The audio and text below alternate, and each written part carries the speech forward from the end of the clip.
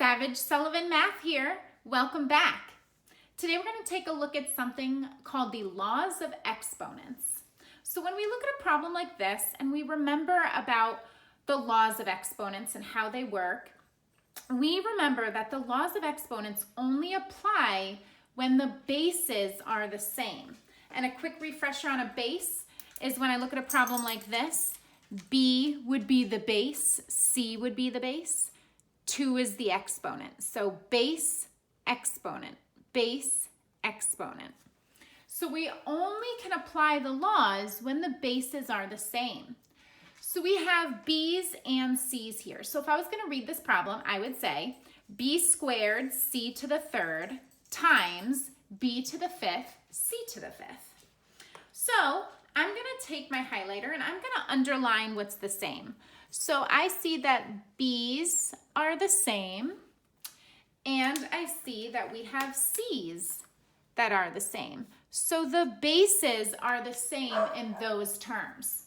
So we're going to go ahead and we're going to work with what we know. So we have B squared times B to the fifth.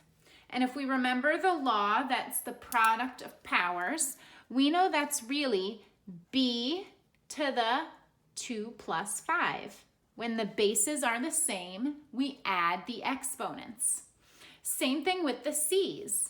C to the third times C to the fifth is really C to the 3 plus 5.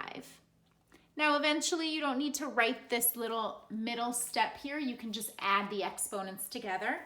But because I want to show you where these numbers are coming from, that's why I'm putting that step in there.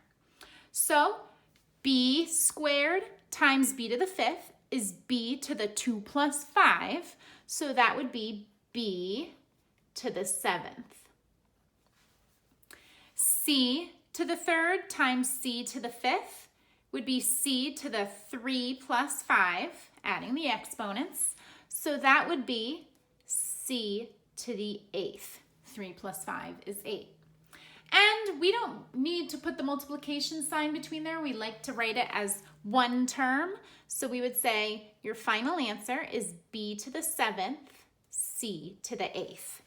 And we can't add those exponents together because the bases are not the same. So this is as far as we could go. Simple.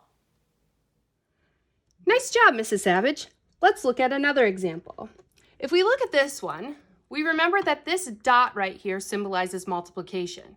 We also have to remember that each base within a term is also being multiplied. So it's 2 times x to the 4th power times y squared, and 3 times x squared and times y to the 6th power. So due to the commutative property of multiplication, where it doesn't matter what order we multiply in, we can rearrange this so it's a little bit easier to handle. So let's put like things together. 2 times 3. Those are like things. And then let's look at the x's.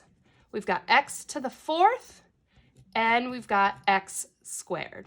And remember, these are all being multiplied. And then finally, let's look at the y's.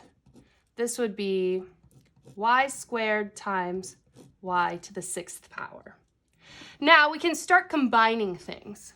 2 times 3 is easy. 2 times 3 is 6.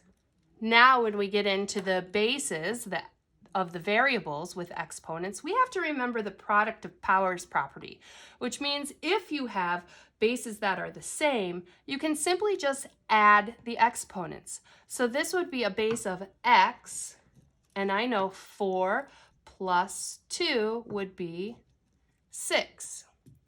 And then for the y's, I have like bases. So again, the product of powers property, if I have like bases, all I have to do is add those exponents. So it would be y to the 8th power. So our final answer is 6x to the 6th, y to the 8th power. If you found this video helpful, please like and subscribe.